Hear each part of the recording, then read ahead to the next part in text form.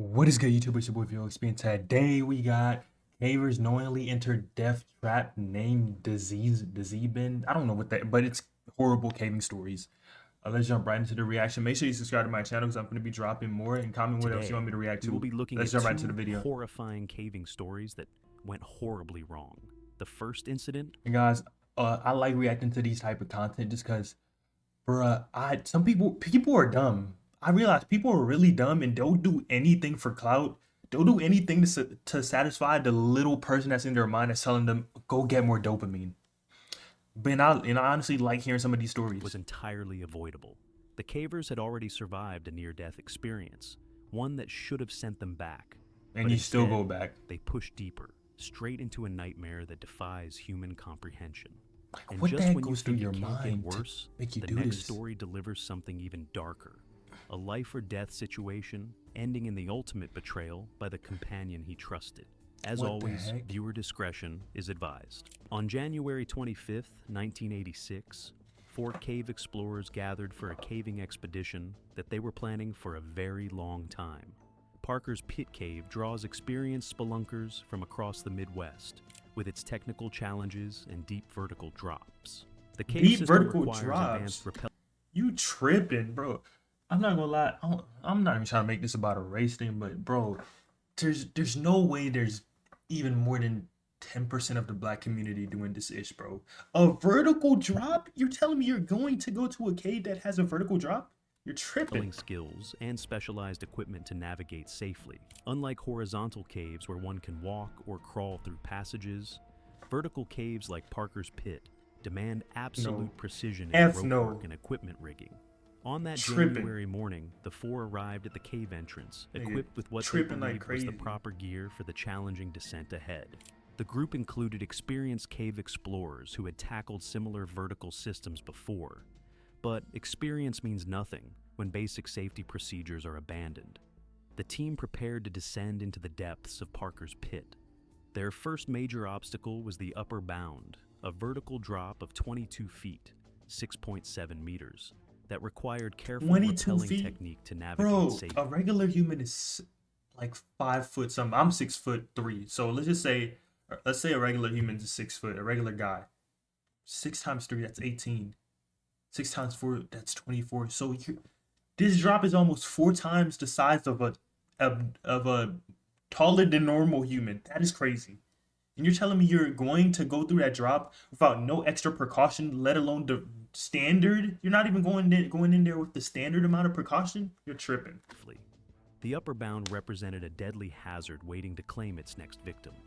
A fall from 22 feet, 6.7 meters, onto solid limestone could shatter bones, crush skulls, and snap spines like twigs. 2 of them successfully completed their descent down the upper bound, using proper rappelling technique and safety equipment. They reached the bottom of the pit safely and prepared to continue deeper into the cave system, unaware of the disaster that was about to unfold above them. The 3rd began his descent, but he had made a critical and potentially fatal error in rigging his rappelling equipment. He was using a carabiner brake bar device, a common piece of caving equipment designed to control the speed of descent down a rope. When properly rigged, this device allows to descend smoothly and safely, with complete control over their rate of descent. However, proper rigging requires the rope to follow a specific path through the carabiner and around the brake bar. The rope must pass through the carabiner, over the brake bar, and then back down through the carabiner again. This configuration creates the friction needed to control the descent and prevent a dangerous free fall.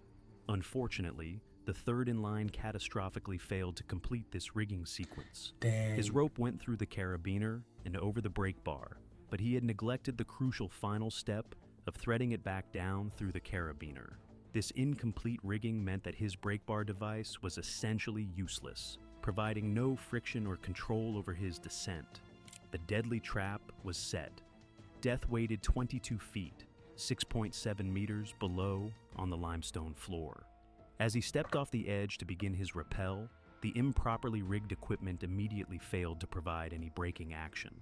The rope slipped freely through his device, and he realized with pure terror that he was falling. The cave walls rushed past him in a blur as he plummeted through the darkness with a sickening, whoosh of displaced air. Gravity seized his body and accelerated him downward at an ever-increasing speed, while the others watched helplessly in absolute horror. His body struck the limestone floor with a loud impact. The rest of the team I was know ready he to broke find bones. their companion's broken body sprawled on the limestone, and they rushed towards him. When the other reached the impact site, they discovered something that defied all logic and expectation. The fallen cave explorer was conscious and moving. Somehow, impossibly, he had survived the catastrophic fall that should have ended his life. By some impossible stroke of fortune, he had survived what should have been a fatal accident. He struggled to his Dang, feet, that's God telling you shaken to go but back. apparently uninjured. His survival was That's nothing God. short You're of a miracle. uninjured, bro. You fell 22 feet, 4 times the height of a abnormally tall human that's 6 foot tall, and you're not injured. That was God telling you to go back up right there, but you thought it was people. You thought it was your mind telling you to continue. You tripping, bro. Like, what the heck? Go back. However, the psychological trauma was immediate and severe. His hands shook uncontrollably as the reality of what had happened sank in. He had just experienced his own near death and was not in the right mental frame to continue. Go At back that point, up. the wise decision would have been to head back. However, in a decision that bordered on insanity, the group chose to continue deeper into Parker's pit rather than immediately Mind, let's get a evacuate little and seek medical adrenaline attention. rush, dude. The I'm not. spelunker who had just Like, survived bro, shut your little lane behind. Though I bet you it was the other 3 people that was talking about something. Yo, it's gonna get radical soon, dude. You're not gonna have to drop anymore, bro. Bro, have all of that, bro. That's how you die.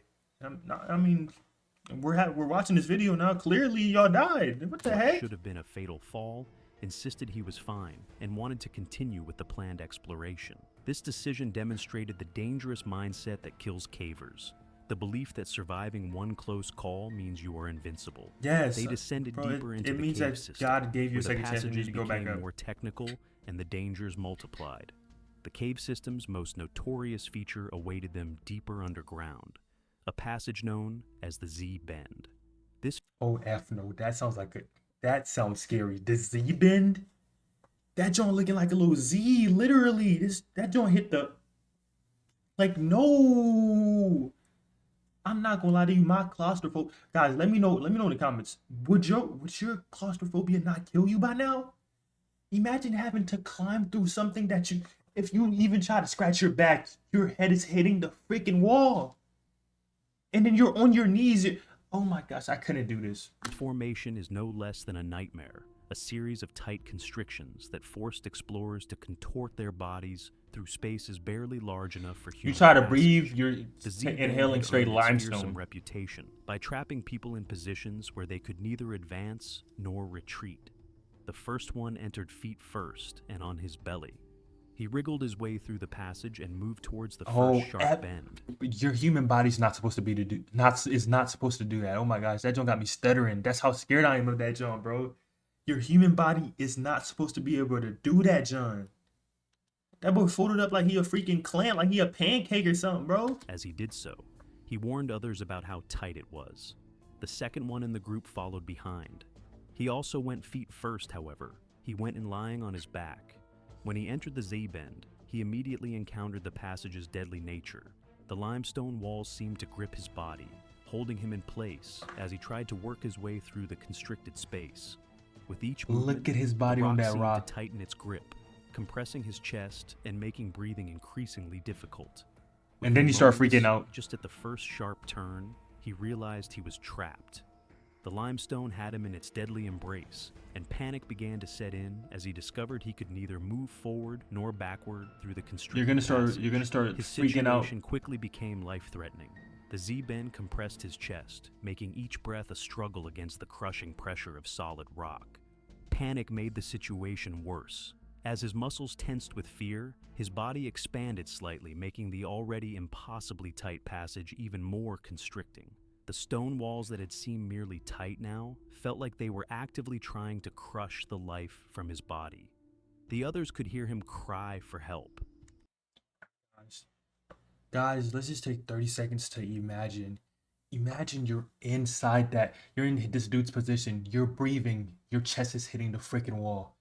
And then you start panicking further. And then you become even bigger. And then you can't move. Like as the video was playing, I was thinking about that, bro. That's a horrible way to die because it's not like you're getting a gunshot and boom, you're out of there, bro. You're still going to be here. You're probably going to be there for like 24, 48 hours, and every single second you're going to have to feel that.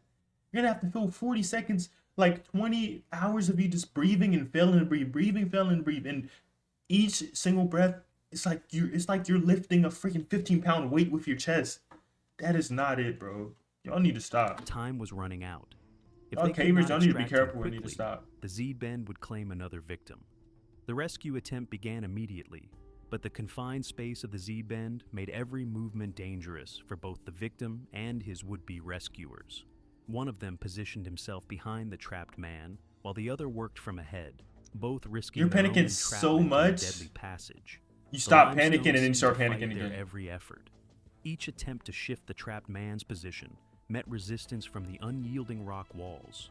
The rescuers themselves were forced into awkward, uncomfortable positions that threatened to You're trap them as rescuing well people in the like stone that. maze. Like that's not it. The trapped bro. victim's breathing grew more labored with each passing minute as the rock continued to compress his chest. His face was pale and drawn as oxygen deprivation began to take its toll. Inch by agonizing inch, And then you know they you're worked not the going to be able to trapped guy move. through You're the just deadly taking it, passage. and you're still Every panicking. small movement was a victory against the limestone that seemed determined to claim another victim. The rock scraped against flesh and tore at clothing as they forced their way through spaces that seemed too small for human passage. Their trapped friend's strength was almost gone when they finally managed to work him through the worst of the constriction.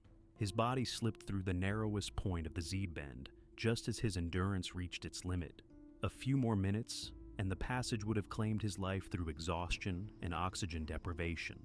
The successful extraction marked the end of what had become a nightmare expedition into Parker's Pit. Two I want potentially an interview fatal for that incidents guy. in a single caving trip represented an extraordinary concentration of deadly encounters that should have left at least one of them dead. The group finally began their retreat from the cave system, climbing back up the same passages that had nearly claimed 2 lives.